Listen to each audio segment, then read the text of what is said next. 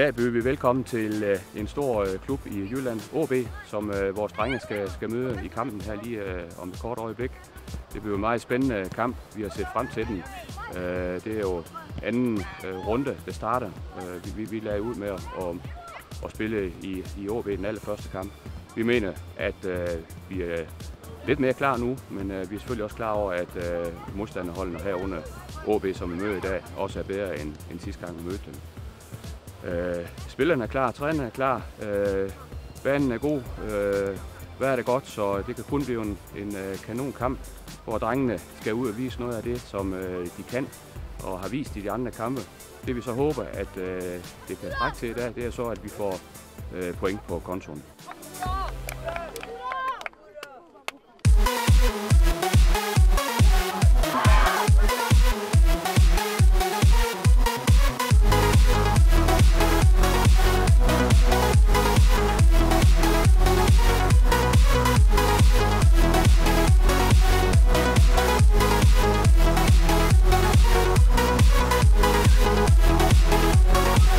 Magnus, 13 år, målmand. Aarhus, 11 år, central midt. Nikolaj, 12 år, central midt. Mads, 13 år, midterforsvar. Mathias, 13 år, venstre midt.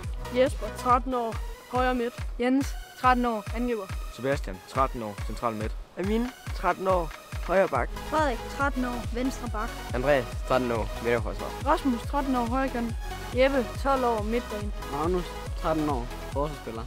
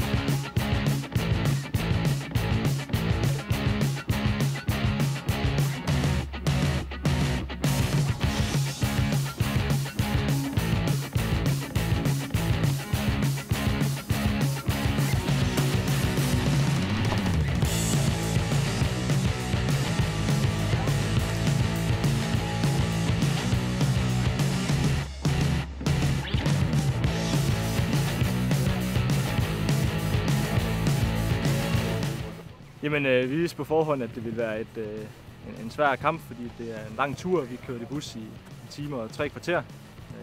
Så det er jo også en sen kamp faktisk. Vi er jo vant til at spille kl. 11, så vi var ikke sikre på, hvordan spillerne ville reagere på det.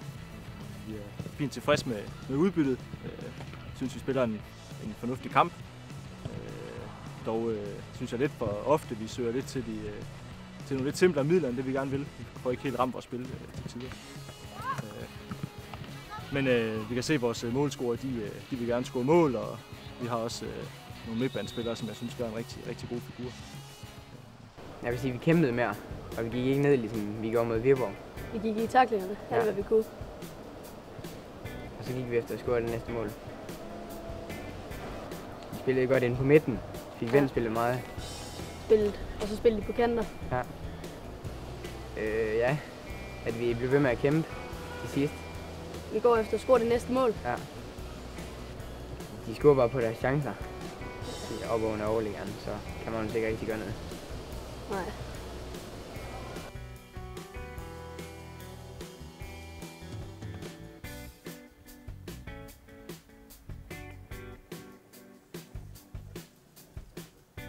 Jamen, vi taber 5-1 til OB hjemme i dag, og på en dag, hvor OB var rigtig skarp.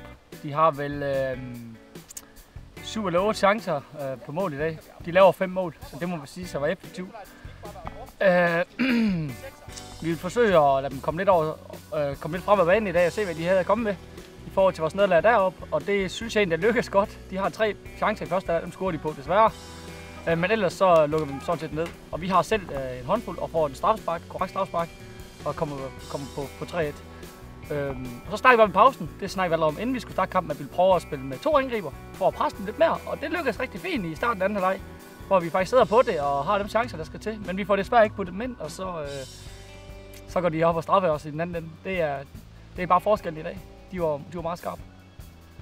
Så, men stor ros til drenge for deres indsats. Vi kan ikke op på noget tidspunkt, som man kan godt nogle gange komme bagud med så mange mål. Give op og tænke, nå, så kan det også være lige meget. Det gjorde drengene ikke. De viser stor moral.